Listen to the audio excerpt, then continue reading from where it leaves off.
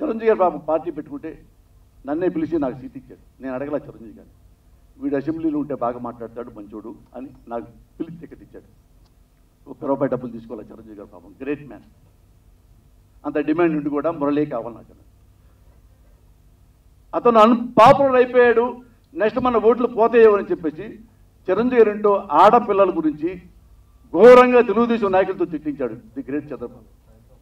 నేను ఒకటే చెప్తున్నా Pawan Kalyan you are good నాకు తెలుసు, కానీ నీకు తెలుసు మీ అన్న ఇంట్లో ఆడవాళ్ళని చంద్రబాబు తెలుగుదేశం వాళ్ళు ఎంత ఘోరంగా తిట్టారో నీకు తెలుసు.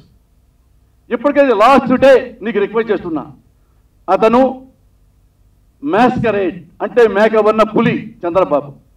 ఇంకా నమ్మొద్దు, ఓటే గుర్తుపెట్టుకో, నీ సొంత అన్నయ్య ఇంట్లో ఆడపిల్లల్ని ఘోరంగా విమర్శించారు తెలుగుదేశం వాళ్ళు. నువ్వు వెళ్ళి అదే తెలుగుదేశం వాళ్ళతో నువ్వు సపోర్ట్ చేశావు, జగన్ను తిడుతున్నావు.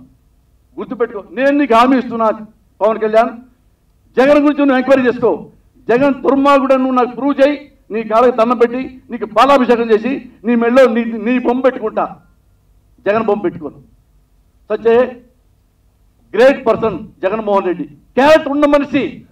నువ్వెందుకు అపార్థం చేసుకున్నావో ఒక్కసారి నువ్వు ఆలోచించుకోమని మీడియా ద్వారా రిక్వెస్ట్ చేస్తున్నావు.